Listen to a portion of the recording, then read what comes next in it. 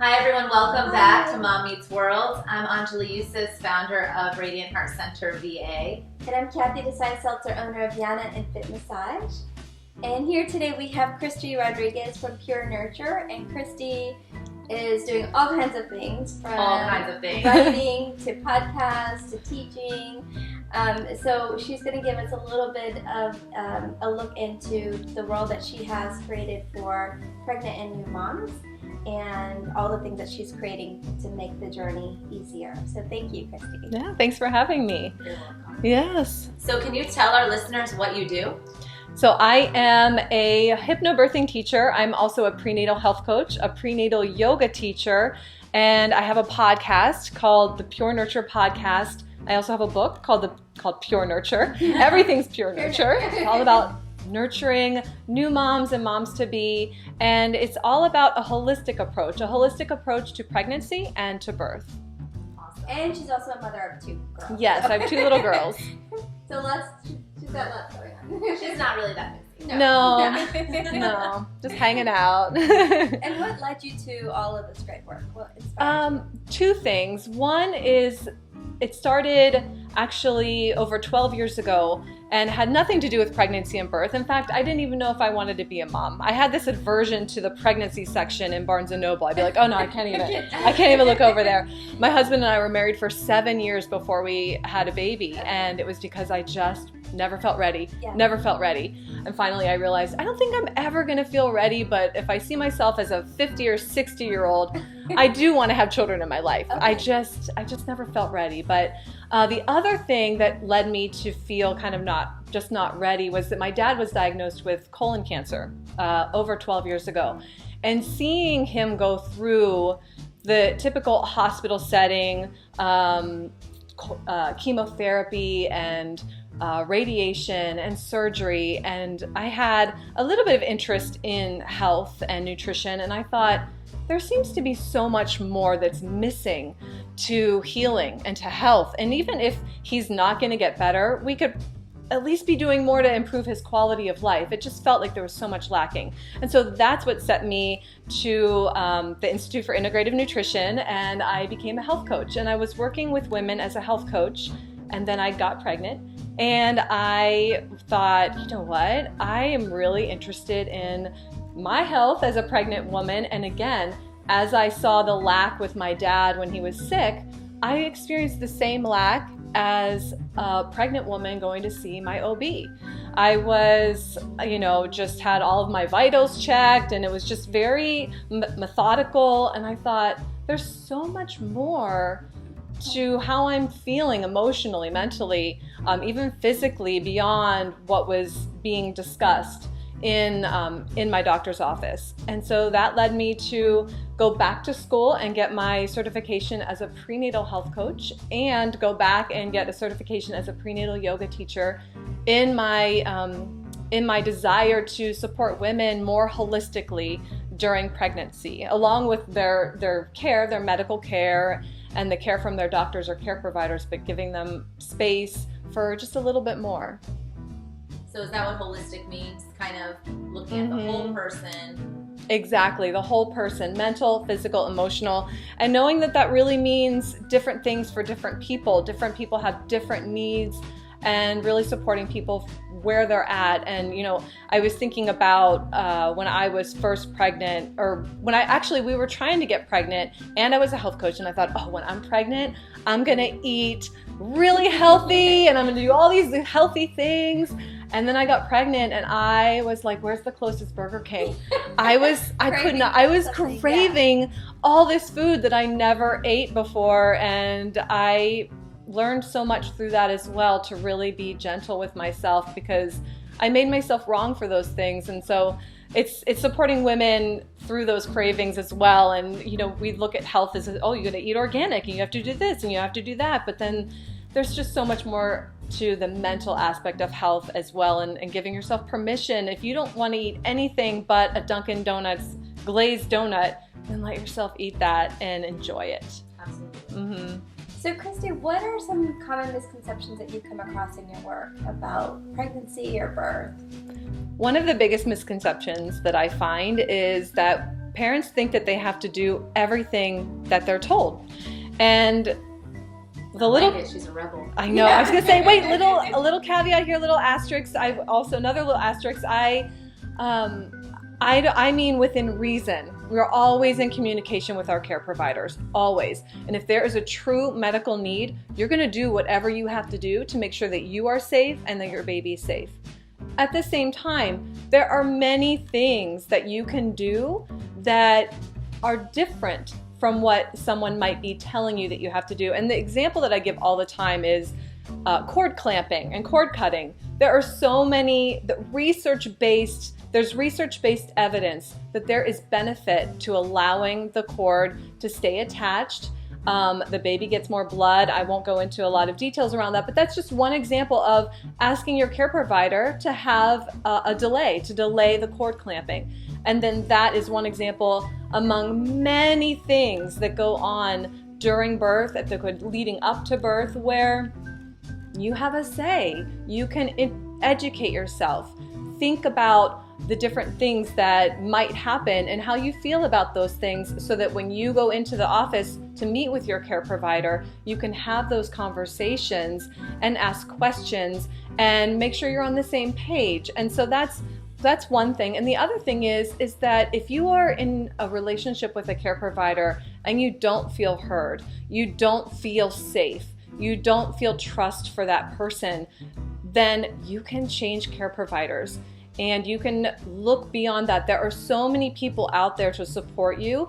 And if you don't have a really good relationship, find somebody else. And the sooner you do that, the better. So those are a couple of things where really thinking about what it is that you feel, how you want things to happen, and really educating and informing yourself so that you never feel pushed into a corner to make decisions that might not be right for you. Again, always within reason, and as long as you're safe and the baby's safe, there are so many things that you can do to support yourself. But a lot of people think they just have to do whatever they're told and that they don't have choices. I mean, even from where you give birth, you can give birth wherever you want to give birth. You don't have to do it at the hospital. You don't have to wear a gown. You can wear whatever you want. You could be naked if you want. I mean, there's just so many things related to pregnancy, related to birth, where you have freedom of choice. I really like that, and we talked about that before, because it's really about, there's no judgment. Whatever path is your path, whatever you choose, how you choose to birth, it's all okay because it's your choice. But women don't know that they have choice, and so I think it sounds like through your podcast and through the book, you're saying, here are some choices, here are some options, here are experts from around the country and around the world that can tell you about your options. And then you make an informed choice so that you have no regrets. Right, Yeah. Absolutely. I mean, yeah, when you said, if you're not liking your provider, then consider, people should switch because it's a relationship, right? Yeah. Right. And if you don't feel safe in that relationship, you're going to go through the most vulnerable experience in birth. And if you don't have a good feeling with that person, it's going to show up in your labor. That's right, because birth is such a physical and physiological experience. And so just like if you think about an animal giving birth, if you are not safe, if you don't feel safe, your body is not going to open and relax, and you need to be relaxed. You need to feel safe in order for your body to birth your baby. So and that along with not only your care provider, but the space that you're in. If you're in a hospital where they have a lot of interns coming in and there are people you don't know constantly coming into the room, if you know for yourself that that's going to make you feel uncomfortable, then you might want to look into giving birth at a hospital that doesn't have a teaching program where you can ask your care provider who will be in the room when I give birth, and if you want fewer people. Just all of those little details, knowing what's going to make me feel the most comfortable and the safest. I know a woman who was laboring beautifully at home and hadn't really thought about the hospital part. Her boyfriend worked at the hospital, so they didn't really talk about it. It was just like, we'll go there. And as soon as she got there, it just stopped. Because she hadn't processed in childhood she had this experience where there was some trauma in the hospital. Right? So it just, I mean, all those things impact. Yeah. And animals too, right? And maybe many women too, they birth at night. Yes. That's when they feel safe. The world is quiet, no one's around. It's just me and my baby. Right. There's a reason for that. And a lot of what I learned was through hypnobirthing. Like, you know, the gown, obviously, you've given up your agency. Like, you don't have your own comfortable clothes. It's actually against gravity or to be laying down on your back. Mm-hmm. Like, that's not a logical way to birth a baby. Right. Or, you know, having your hands tied, or being the fetal monitor, all of these things. Yeah. You know, not being able to eat, Mm-hmm. not being able to have a candle on, like all of these things would make your birth more comfortable, but we can't do that in the hospital. Right. And so we hold our baby in, or we have, you know, an experience that goes negative, or trauma that comes from that, Mm-hmm. and all of that can be avoided. Yeah, absolutely. And then knowing how you feel and what feels best for you is the foundation of all of that. I mean, for me, I felt that I would feel safer in the hospital. Yeah. Yes. That gave me a sense of peace. And so I found a hospital that was further away. I decided to go somewhere where I could drive further, and I knew that, you know, wasn't ideal, but I was willing to drive farther in order to have a soaking tub, to go to a hospital that was very open to having a doula, because I knew I wanted a doula to support me, and going to a hospital that had a lower rate of C-sections. There were certain things that were important to me, so I looked for that, but I knew I'm going to feel safer being in a hospital than anywhere else, so that's where I want to go. So let me do all of this research to find out what is the hospital that will meet my needs.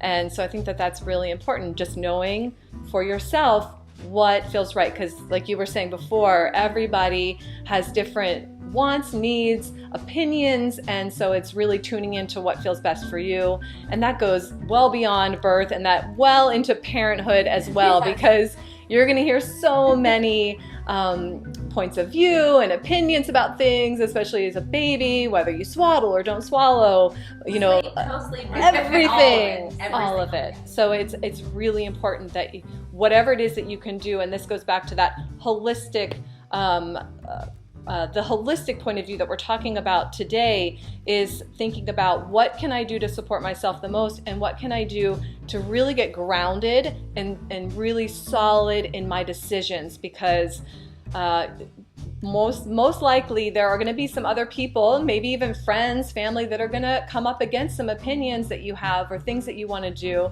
and you really need to be feel really good about what you want to do and why you want to do it, so you don't feel guilt or swayed.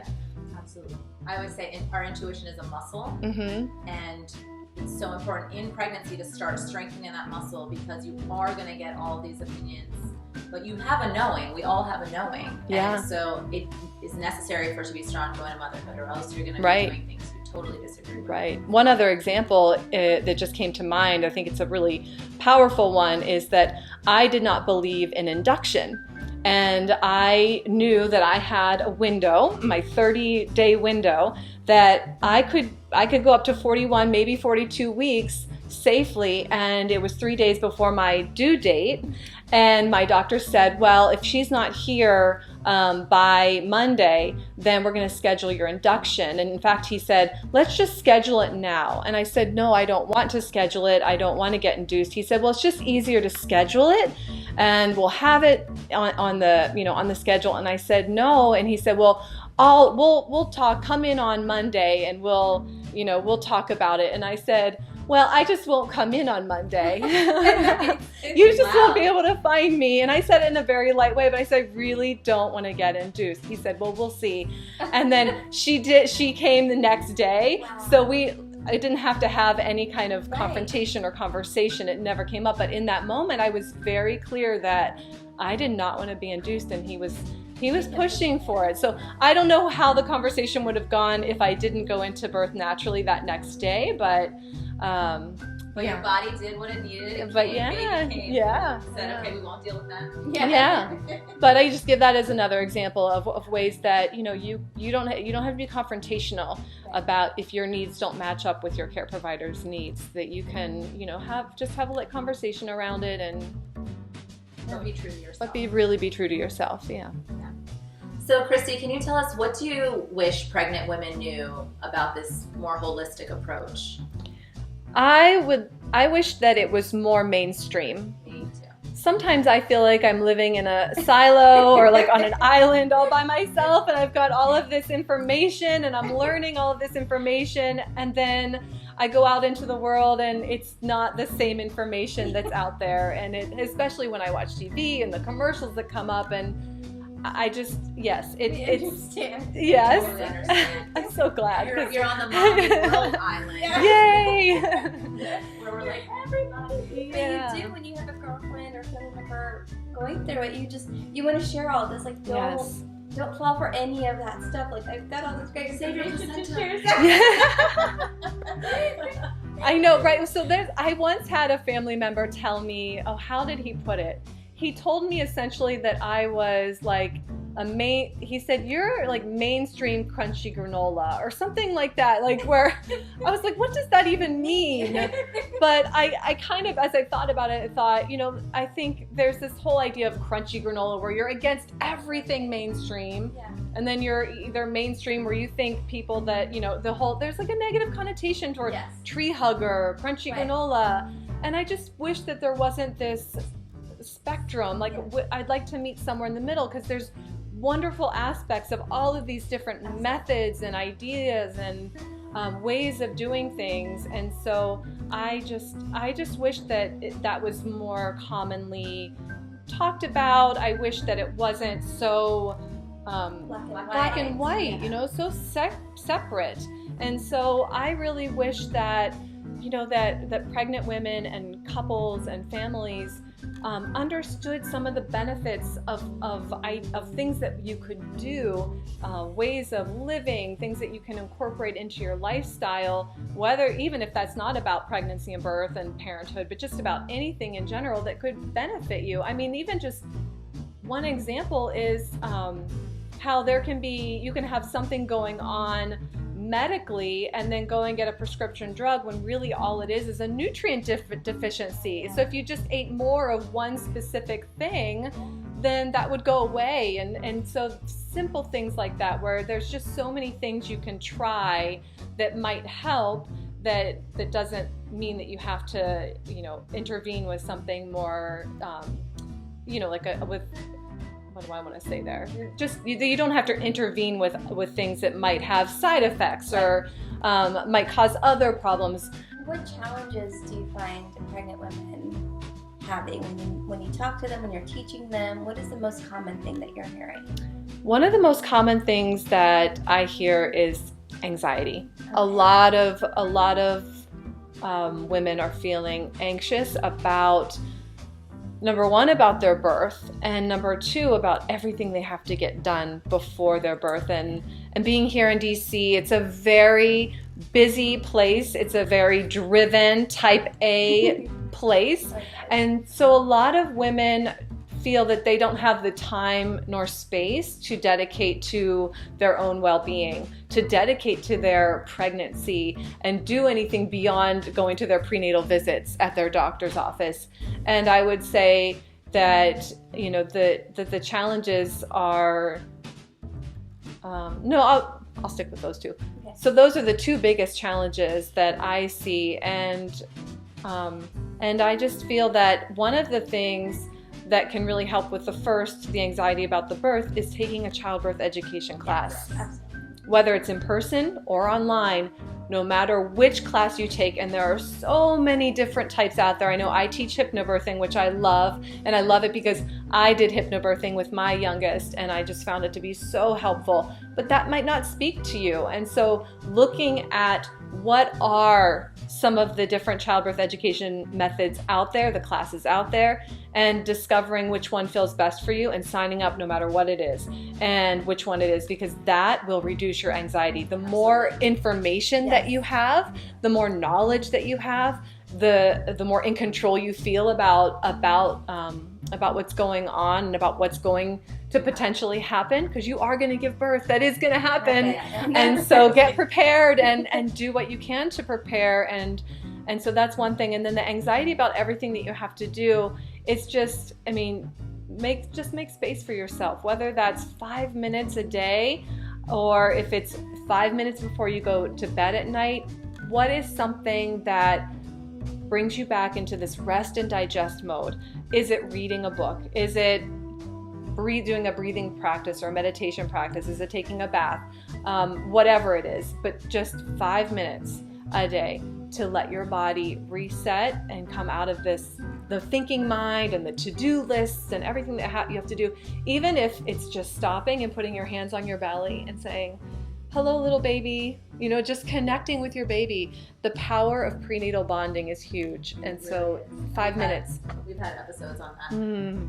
Mom's thinking impacts baby directly. Yes. Right? So just to say, okay, I'm going to just connect with you is really comforting for everyone. Yes. Yeah. I remember, one of the guests on your podcast out in California talked a lot about the prenatal bonding and the conscious pregnancy, and it's just it's so amazing and powerful. And when I was pregnant, I remember feeling that sort of sense of overwhelm because everyone is telling you all these things that you need to be doing every day, and you really in an ideal world, yes, you should be doing all that, but we don't live in that world. Right. We are going to work and we are running households and all of these things, and so you really just have to say, okay, maybe I can't do all of it, but this is what is really important to me. And I feel hypnobirthing and the conscious pregnancy, if anything, like that's as important as eating healthy and moving your body every day. Yeah.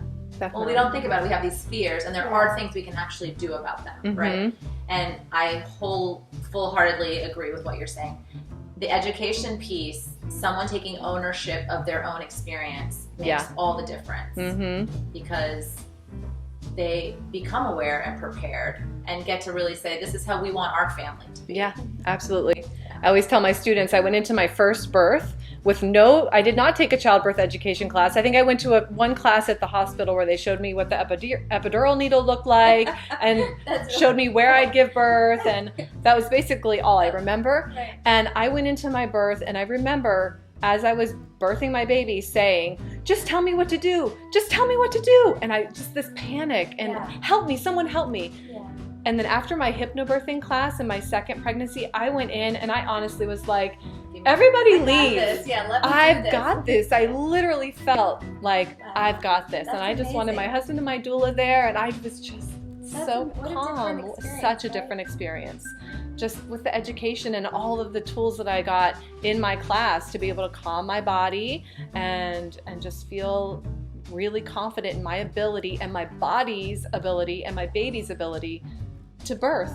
And so if you were to give advice to a new mom, a pregnant mom, someone who is trying to conceive, would it be around this education piece? Absolutely. 100%. Yeah.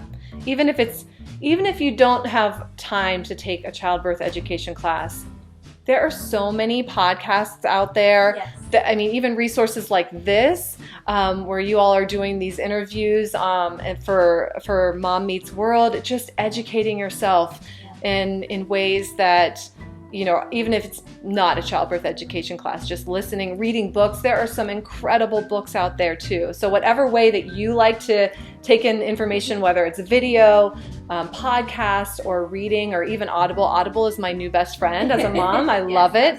So I listen to all of my books now. That's, just whatever way that you can get information and learn. And again, taking in what feels best for you and leaving the rest. So, Kristy, can you summarize for our listeners taking a holistic approach in pregnancy and early motherhood? Yeah, so looking at yourself emotionally, physically, mentally, and looking at how all of those pieces fit together, and understanding that there is a very strong mind-body connection, and that your thoughts create your reality, your thoughts create your physical experience. And so setting up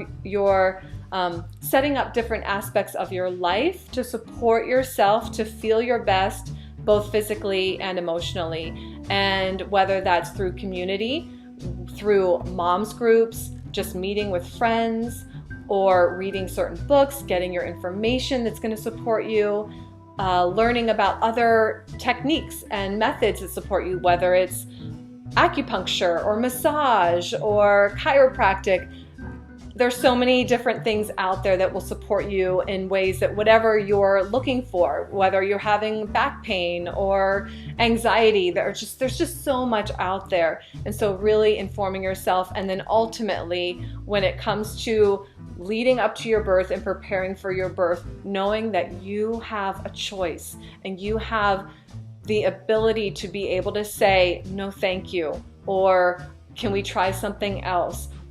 And what I tell all of my students, if there is something being introduced to you that you don't understand or that you don't agree with, you can say, you know what, could we have a few minutes or can we have a few days to think about it? Can we have some time to talk about it and think about it? So you and your partner, whoever is close to you, you can talk about it, you can research it, and that you don't feel pushed into a corner on any type of decision that you have to make regarding your pregnancy, your body, your baby, and your birth. Beautiful. Yeah, thank you. And what would you tell someone who is considering Pure Nurture, any of the programs and services that you provide?